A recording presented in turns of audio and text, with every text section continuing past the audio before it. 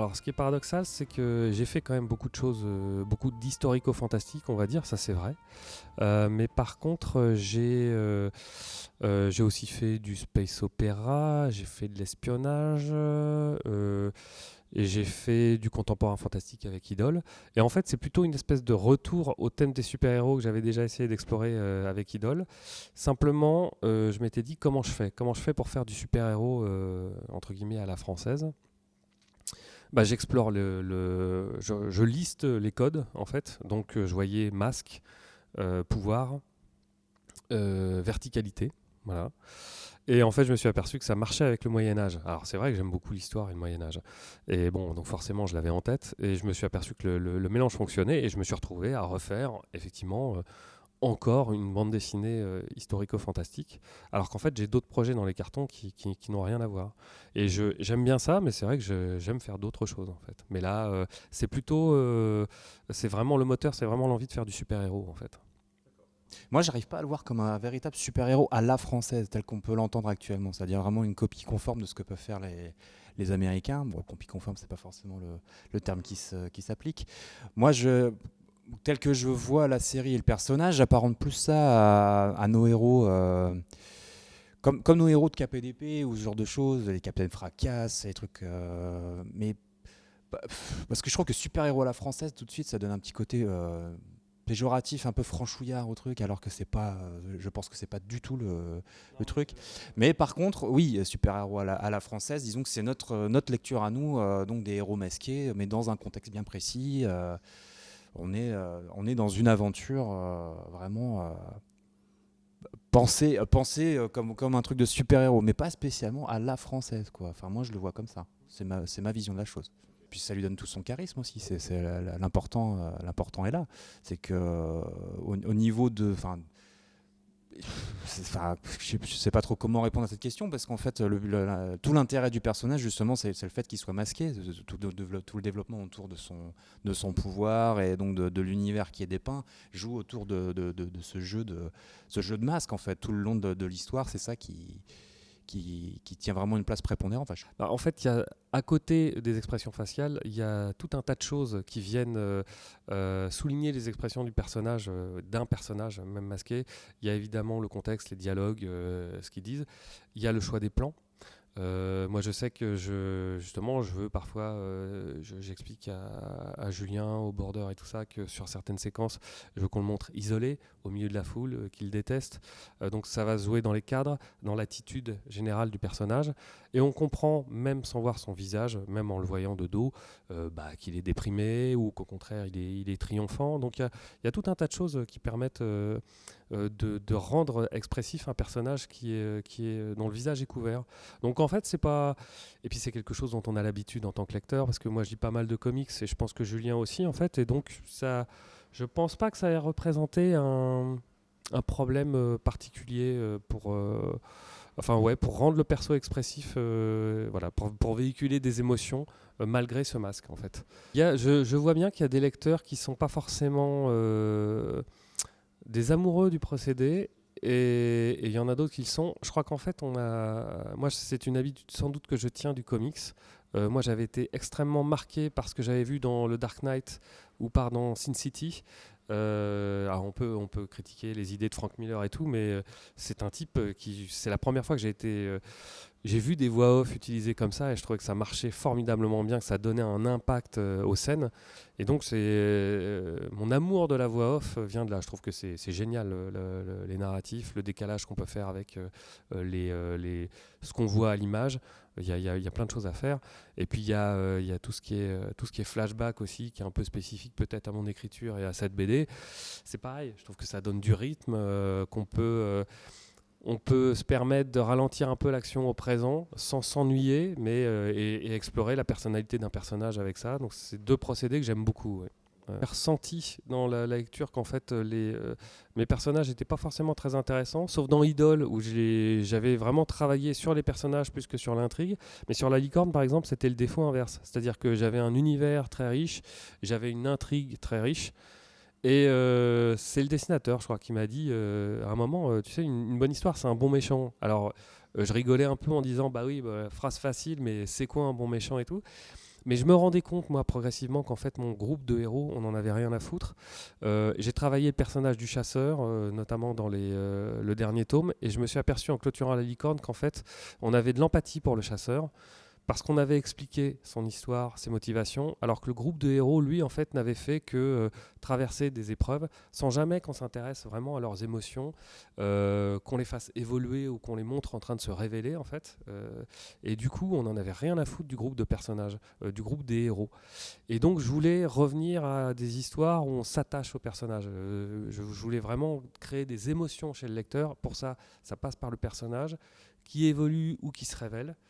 Et donc, il y a une intrigue, mais c'est vrai qu'elle est peut-être plus délayée que dans mes histoires habituelles, parce que là, cette fois, je voulais vraiment que le personnage soit bien développé, quoi. Ouais. Ah, oui, oui, complètement. Alors, deux choses. C'est déjà, pour le Paris moyenâgeux fantasmé que voulait présenter Mathieu au départ, de toute façon, le travail, c'était un travail justement de personnification de la ville, vraiment très, très, très vertical, quelque chose de très, très pointu, etc., etc. Vraiment pour donner cette ambiance et cette personnification à la ville. Et après, pour l'aspect purement technique, bon, il faut aussi voir que je ne suis pas le seul à travailler sur l'album. C'est-à-dire qu'il y a Jérôme Benoît, qui est mon co-dessinateur, qui s'occuperait principalement des décors, et qui, lui, donc c'est quelqu'un qui vient de l'animation, du dessin animé, tout ça, qui est donc décorateur dans l'anime. Et il nous a fait donc des décors absolument magnifiques pour pouvoir avoir une base de travail superbe, quoi. C'est-à-dire qu'en fait, effectivement, ça, c'est une volonté de ma part et une volonté de la part de David. Comment dire, quand le projet s'est initié, c'était non seulement l'idée de faire donc cet univers, ce personnage, l'histoire était déjà écrite, mais en plus on voulait aller à fond dans l'idée du super-héros, c'est-à-dire vraiment faire du comics, et ça devait même être au format comics. Donc on a contacté Didier Poli, qui est un des rares en France à savoir monter des équipes et à les faire fonctionner comme ça pour faire des bandes dessinées. Donc ça voulait dire qualité visuelle, mais haute fréquence de parution. On est passé sur du 46 pages parce que l'économie de la bande dessinée fonctionne mieux quand même sur du 46 pages, enfin bon, sur du grand format, d'ailleurs c'est du 54 pages. Et on a fonctionné par contre avec une équipe dans l'idée d'avoir de la haute fréquence. Ce qui était rigolo, c'était de se dire qu'en fait, on pensait qu'on aurait affaire à des fonctionnaires de la BD. Des gens qui en auraient rien à foutre. Et c'était un peu comme ça que Didier nous l'avait vendu. Et en fait, on s'est retrouvé avec des gens quand même assez investis, impliqués dans le truc. Le projet, ils ont aimé le projet. Je veux dire, j'ai eu des vraies discussions avec Virginie qui aurait pu ne rien en avoir à foutre, mais en fait qui était contente de travailler sur le projet. Et puis, j'ai eu des vraies discussions avec Jérôme Benoît. Ils ont eu tous des discussions ensemble. Et en fait, on s'est aperçu que Julien, qui aurait pu être juste le dessinateur de personnages et l'encreur, était un peu quand même l'essence, mine de rien, du bouquin. C'est-à-dire que y a une vraie réinterprétation au moment du dessin. En plus, les personnages, on s'aperçoit que c'est l'élément quand même essentiel en bande dessinée d'ailleurs.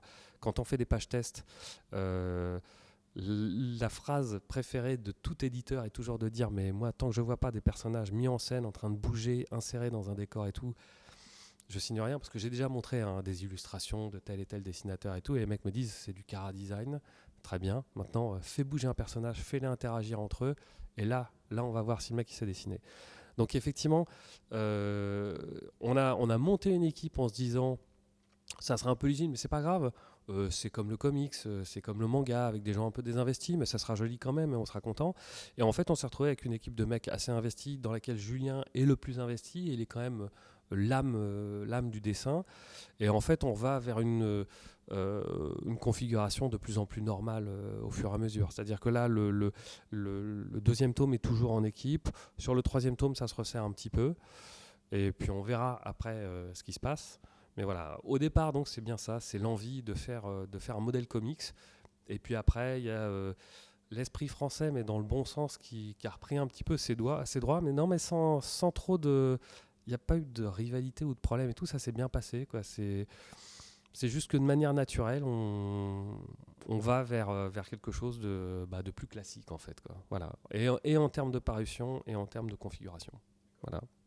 Bah, j'ai des références en tant que lecteur de comics, hein, c'est-à-dire que quand on m'a pitché le projet, voilà, on m'a un peu situé les choses vers quoi, du moins l'esprit de la série, vers quoi ça allait. Donc moi après, mais j'ai pas eu l'impression en fait de vraiment d'avoir cherché à reprendre des éléments à droite ou à gauche. J'ai essayé de m'adapter à ce que eux voulaient graphiquement, et finalement c'était assez proche de ma patte naturelle, quoi.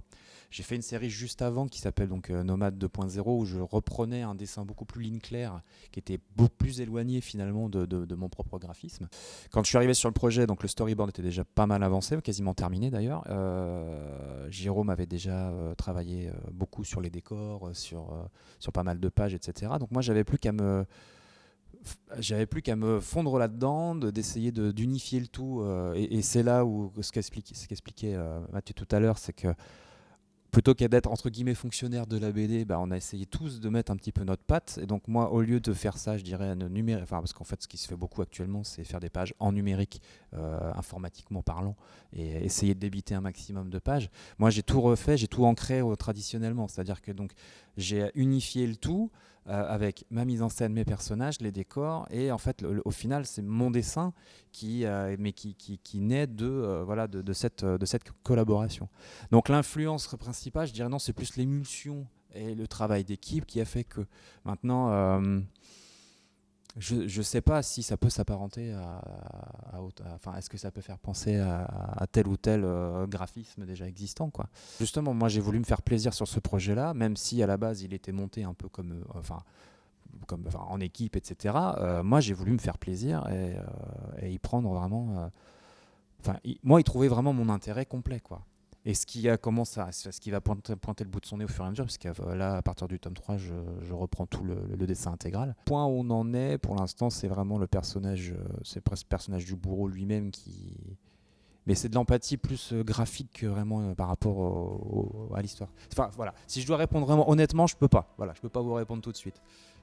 Ce sera au tome 2 que je pourrai répondre réellement à cette question. Personnage préféré, c'est le bourreau, parce que c'est